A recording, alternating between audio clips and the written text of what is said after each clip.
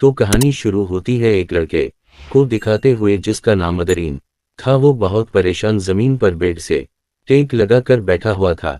दरअसल उसको उसके दोस्त जिससे वो बहुत प्यार करता था इसे छोड़कर चली जाती है। साथ ही उसने एक वीडियो मैसेज भी रिकॉर्ड करके भेजा होता है जिसमें वो बताती है कि मैं और तुम अब एक साथ नहीं रह सकते।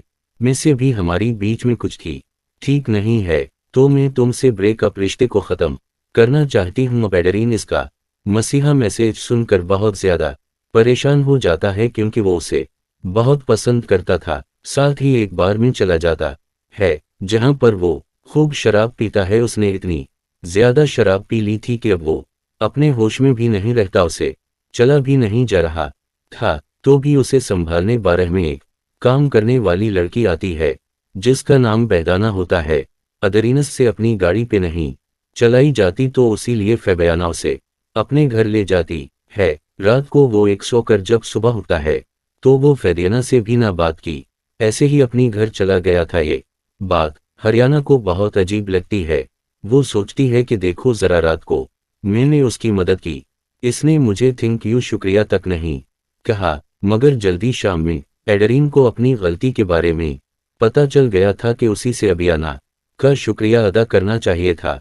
इसने कल रात इसकी मदद की थी। जब शाम को वो बार में से बयान से मिलने जाता है तो जल्द ही उनकी दोस्ती हो जाती है क्योंकि वो अकेला भी था और उसे एक दोस्त की भी जरूरत थी। उनकी दोस्ती इतनी अच्छी हो गई थी ये सबीना जल्द ही अदरीन के घर में शिफ्ट हो जाती है। इन दोनों का एक अलग ही रिश्ता शुरू हो गया था। दोनों एक दूसरे को पसंद करने लगे थे। एक सुबह छपेपियाना बाथरूम में खड़ी ब्रश कर रही थी तो उसे वॉच फैशन से उसे की आवाज आती है। जब वो कान लगाकर सुनने की कोशिश करती है तो उसे कुछ समझ नहीं आता। जो फबयान नीचे आती है तो नीचे टेबल पर कुछ सफ़ों को बिखरा देखती है। जब इन्हें उठाने ही लगती हैं तो तभी अदरीन आ गया था जो कहता है कि प्लीज उन सब चीजों को हाथ मत लगाना। इतनी ही देर में दरवाजे के बेल बजती हैं। जब ये देखते हैं तो बाहर दो पुलिस अफसर आए थे जो अदरीन की पहली दोस्त के बारे में पता चलाना चाहते थे जो 2 दिन से गायब थी। इन ऑफिसर्स को अदरीनत पर शक था कि कहीं इस भी उसे मारकर घर में छुपा ना दिया हो। मगर एड्रेस इन्हें अब उसका वीडियो मैसेज दिखाता है जो उसकी दोस्ती से भेजा था कि वो इसे छोड़कर जा रही हैं। ये देखकर अफसर इसके घर से चले जाते हैं। अब इन 2 फैसर्स में से एरे भी आना का दोस्त होता है। वो इससे कहता है तुम्हें क्या इस आदमी के साथ रहकर सब ठीक लग रहा है? इसकी पुरानी दोस्त को गायब हुए सिर्फ दोस्त हुए हैं और तुम्हारी इससे कितनी अच्छी दोस्ती हो गई। हालांकि इदरीस उसे बहुत पसंद भी करता था। तुम इस आदमी से जरा बच कर रहो, मुझे कुछ ठीक नहीं लग रहा। मैं भी आना भी ये सब बातें सुन कर सोचने लगी थी। मगर एक तरफ उसके दिल में लालच होती है। वो अदरीन की तरह ही अमीर हैंडस में खूबसूरत लड़का चाहती थी जिसके साथ वो रहे और सारी जिंदगी गुजारी। उसी लिए चाहे जो भी कुछ भी कहीं वो अदरीन के साथ ही रहने का फैसला करती है। अब कुछ दिन ऐसे ही गुजर जाते हैं। अदरीन के घर में रिब्यूना के साथ कुछ अजीब बातें होने लगती हैं। एक दिन जब वो नहा रही थी तो शावर से एकदम से गर्म पानी निकलना शुरू हो गया था। उससे उसका जिस्म भी जल जाता है। जब वो की करात बात में बैठी थी तो अचानक से पानी बरबराते हलने लगता है। इससे अब वो और भी ज्यादा डर गई थी। इसे लगने लगा था कि अदरीन की घर में किसी भूत आत्मा का साया है। जब इस बारे में वो अदरीन को बताती है तो उसे इसकी बातों पर यकीन नहीं आता। वो कहता है कि ऐसा कुछ नहीं है मेरे घर में। अब उसी तरह एक दिन से अभियाना को घर से एक चैन में चाबी मिलती है जिसको उसने गले में पहन लिया था। वो उसे एक लोकेट के तौर पर पहना हुआ बहुत अच्छा लग रहा था। तब ये अचानक से घर की लुगत बंद हो जाती है। नीचे से किसी की आहट को महसूस कर रही थी तो भी कोई इस पर हमला कर देता है। थोड़ी देर बाद अदरीन भी आ गया था। वो फाबिना को उठाकर बैठाता है और पानी देता है। अब वो और पैजाता डरी हुई थी। कहता है देखो डरो नहीं, जिसने तुम पर हमला किया वो कोई इंसान नहीं बल्कि मेरा डग है जो यहीं पर रहता है। उसी लिए तो मैं डरने की जरूरत नहीं है। अगले दिन अदरीन को पुलिस ऑफिसर की कॉल आती है जो कहते हैं कि हमें एक लाश मिली है और हमें शक है कि कहीं वो तुम्हारी दोस्त की है। उसी लिए तुम्हें आकर उसे चेक करना होगा। अब जब ये दोनों देखने जाते हैं तो अदरीन इस लाश को देखकर कहता है, नहीं, ये मेरी दोस्त की लाश नहीं है। जिस बात पर फहबियाना थोड़ा घबरा गई थी और नाराज हो जाती है, एडरीन भी उसके दिल की बात को समझ रहा था। कहता है, देखो, तुम भी परेशान होने की जरूरत नहीं है। अगर ऐसा हवा भी मेरी दोस्त जिंदा हुई भी पापी सा गई, मैं अपनी जिंदगी में पीछे नहीं जाऊंगा। अब मैं पलट कर नहीं देख सकता। तुम्हें हमेशा मेरी जिंदगी में रहोगी। ये सुनकर फहबियाना खुश हो गई थी। ये दोनों एक मरर शीशे के सामने खड़े होते हैं। बाहर से तो वो शीशा था, मगर अंदर एक लड़की थी जिसकी बहुत बुरी हालत थी। वो उन दोनों को देख रही थी, जो कोई और नहीं बल्कि एडरीन की दोस्त थी, जिसको वो पसंद करता था, जो कई दिन से गायब थी, जिसने अदरीन को वीडियो मैसेज भेजा था कि हमारे बीच में कुछ भी ठीक नहीं है, उसी लिए मैं तुम्हें छोड़कर जा रही हूं। लेकिन अब वो अदरीन के घर में ही कैद थी। वो शीशे के इस बार एक कमरे में बंद होती है। बाहर से तो वो शीशा नजर आता था, मगर अंदर से वो एक कमरा था जहां पर खड़ी अदरीन के दो से भी आना और इसे देख रही थी, मगर बाहर से कोई नहीं देख सकता था। अंदर से तो घर की हर चीज नजर आएगी, मगर बड़ा इंसान अंदर नहीं देख सकता। एडरीन के दोस्त की हालत बहुत ज्यादा खराब थी। यहाँ से कहानी फ्लैशबैक कुछ वक्त पहले की दिखाई जाती है। ये आखिर ये लड़की यहाँ पर फुंसी कैसी दिखाया जाता है। अदरीन अपनी दोस्त, इसका नाम बेलन होता है, उसके साथ बहुत खुश था। अदरीन को इस शहर में और कसरा जो हाथी इशारों से म्यूजिक को कंट्रोल करते हैं, एक मौसीकून बैंड में नौकरी मिली थी। उसी लिए वो बेलन के साथ इस घर में शिफ्ट हुआ। वो दोनों हंसी खुशी अपनी जिंदगी गुजार रही थी। उतरीन की आदत हर लड़की से फ्री होने की थी। एक दिन बेलन उसे एक लड़की के साथ देख लेती है, जिसके बाद इसे इस पर शक होने लगा। वो एक दिन बैठी चाय पी तो उसके पास एक लेडी आकर बैठ जाती है, जो कि इसके घर की मालिकन थी, जहां पर दोनों रहा करते थी। बेलन बहुत दुखी होकर इस लड़के को बताती है, अदरीन मेरा भरोसा तोड़ देता है, हालांकि मैं इससे बहुत प्यार करती हूँ। मुझे दुख होता है जब मैं इसे किसी और के साथ देखूं। ये सुनकर वो लेडी कहती है, तो इस में परेशान होने की क्या जरूरत है, तुम अपने प्यार को टेस्ट कर सकती हो। चलो मैं तुम्हें एक चीज दिखाती हूँ। वो बेलन को घर की सबसे बड़ी कमरी और अलमारी के साइड पर चाबी लगा कर एक दरवाजा खोलती हैं, जिसके पीछे एक खुफिया कमरा था। इसकी हालत तो अच्छी नहीं थी, पर एक आदमी के लिए हर सहूलत वहां पर मौजूद थी। बताती है कि मेरे हसबंद आर्मी में थी, तो इसीलिए इन्होंने अपने लिए ये खुफिया कमरा बनवाया। तो अगर अदरीन के प्यार को टेस्ट करना चाहती हो तो तुम मुझसे अपना रिश्ता खत्म करके इस कमरे में 2 या 3 दिन तक रह सकती हूँ। इससे तुम्हें पता भी चल जाएगा कि वो तुमसे प्यार भी करता है या नहीं। इसे तुम्हारी कितनी परवाह है।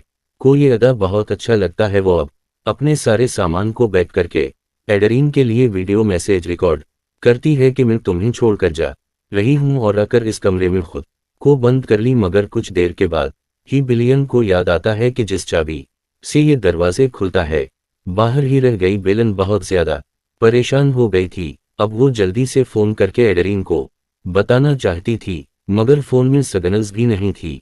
अंदर से तो बेलन खड़ी सब देख पा रही थी। वो अदरीन को बहुत आवाजें भी देती है, मगर ना तो उसकी आवाज पहुंच जाती है और ना ही वो उसे देख पा रहा था। बाहर खड़े इंसान को सिर्फ शीशा ही नजर आता है। बेलन अंदर पूरी तरह से फंस चुकी थी। मैडरीन जो कि बाहर बैठा था, इसे याद करके रो रहा था, और ये वही सपने था जो हमने कहानी के शुरू में देखा। मगर एक दिन के बाद ही अदरीन को फाबिना मिल गई। ये देखकर तो बेलन और ज्यादा दुखी होती है। वो सोचती है कि अदरीन तो मुझसे बहुत प्यार करता था, तो मुझे ऐसे धोखा कैसे दे सकता है। मुझे तो लगा था कि मेरे गाय बोने के बाद उसे मेरी बहुत परवाह होगी, मगर ऐसा कुछ भी नहीं हुआ। तो उतरीन की दोस्ती तरह यहाँ पर कैद हो गई, जो अब तक ऐसे ही रह रही हैं। तो कहानी दोबारा से प्रेजेंट मौजूदा दूर में आती है। सर से सब कुछ देख पा रही थी। वो फबीबियना को देखती है, जो सुबह को उठकर बाथरूम में ब्रश करने जाती है, जिसे फिर से वॉश बेसिन के सुराख से आवाजें आ रही थी। और यहाँ पर अब हमें पता चलता है कि वो आवाजें किसी और की नहीं बल्कि बेलन की थी, जो अक्सर ऐसी ही बोल कर फबियना को परेशान किया करती थी, क्योंकि अदरीन की जिंदगी में इसकी जगह ली थी वो ऐसे ही उसे तंग करने के लिए बाथरूम के पानी को कभी ठंडा करती है कभी गर्म। इन सब बातों से उसे अभी आना तंग आ गई थी। वो अदरीन को बताती है कि तुम्हारे घर में भूत है, तुम समझते क्यों नहीं बात को मेरी। मगर अदरीन को इसकी किसी बात पर यकीन नहीं आता। एक दिन से भी आना जब घर पर अकेली थी तो वो वॉच बेसिन में पानी भर कर कहती है, ये बताओ मुझे तुम कौन हो, तुम क्या कोई आतिमा हो। दूसरा सवाल वो करती हैं या फिर कोई इंसान। अभी पानी वबराते होने लगता है। हम देखते हैं कि उसी खुफिया कमरे में बेलन के पेपर पर जोर जोर से किसी चीज को मार रही थी जिससे पानी वबराते होने लगता है। मैं भी आना को इस बात का अंदाजा हो गया था कि इस घर में कोई इंसान है जो मुसीबत में फंसा हुआ है, जो इसे देख सकता है। अब जो वो कमरे में जाती है तो इधर अदरीन का डक था जो शीशी को खोलने की कोशिश कर रहा था, क्योंकि एक वही डाक था जो जानता था कि बेलन इस शीशे के पीछे फंसी हुई है। इसे ये सब देखकर ये पता चल गया था मैडरीन की दोस्त इस शीशे के पीछे फंसी हुई है और इसे मदद की जरूरत है। इसके बाद जो वो कमरे में अलमारी चेक करती है तो उसे एक लॉक मिल जाता है जो एक चाबी से खुल सकता था, उसी चाबी से जो उसने गले में उन लॉकेट समझकर पहनी थी। जब ये उस चाबी को लॉक में लगाने ही लगती है कभी रुक जाती है। उसके दिल में भरी लालच ने उसे रोक लिया था, क्योंकि ये इस बात को जानती थी कि अदरीन जैसा अमीर लड़का अपने पुराने प्यार के आने से इससे दूर हो जाएगा। इसीलिए ये दरवाज़ा नहीं खोलती और इस कमरे को ही बदल देती है। जो बदतरीन घर आता है तो वो अपना कमरा बदला हुआ देखकर काफी हैरान भी होता है और कुछ पतला बतला भी था। को इसे देखकर ये लगता है कि वो अपनी दोस्त की वजह से परेशान है। अगली सुबह में भी आना का पुलिस अफसर दोस्त घर पर आता है, जिस भी उसे पहले भी एडरीन के बारे में बताया था कि वो अच्छा इंसान नहीं है।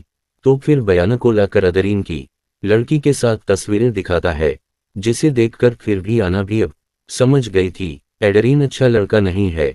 वो अब दोबारा से वॉच बेसन के पास जाकर इसमें पानी भरकर फिर से सवाल करती है कि तुम कौन हो, मगर अब कोई जवाब नहीं आता। फिर भी आना डर गई थी ये कहीं अदरीन की दोस्त मर तो नहीं गई, क्योंकि इसे गायब हुए 2 हफ्ते हो चुके थे। अब ये आहिस्ता आहिस्ता मुसलमान की तरफ बढ़ती है। ये चाबी लगाकर जब दरवाजे को खोलती है तो अंदर की बहुत बुरी हालत थी। आगे जाने पर उसे बेलन बेहोश मिलती है। जब भी उसके पास जाकर उसी जगाने की कोशिश करती है तो बेलन जाकर फबियाना के सर में कुछ देर मारती है। वो वहीं पर बेहोश हो गई थी। वो इसे छोड़कर बाहर आ जाती है। अब बेलन के पास इस दरवाजे की चाबी भी थी। वो बाहर आ चुकी थी जैसे पहली बेलन कैद थी। अब फबियाना इस कमरे में कैद हो चुकी थी। बेलन अपनी और अदरीन की एक तस्वीर को उसी शीशे पर चिपका देती है। साथ ही उसने चाबी को भी शीशे के सामने बद पर रख दिया था। अब जो बदतरीन घर आता है तो इसे वो चाबी देता है और शीशे पर चिपकी हुई तस्वीर को भी देखता है। मैं भी आना अब इस शीशे के पीछे कैद थी जहां पर पहले बेलन थी। मैं भी आना की लालच ने उसे फंसू दिया उस इंसान के पीछे जिसने कभी किसी की कद्र ही ना की। बयां जो कि परेशान था भी गायब है और पुलिस दोबारा से उसी पर शक करेगी और इस बार शायद इसे पकड़ कर भी ले जाए, या अदरीन को पता चल पाएगा इसे भी आना उसी शीशे के पीछे कैद हैं। उसी सस्पेंस को दिखाते हुए हमारी फिल्म की ये कहानी यहीं पर खत्म हो जाती है।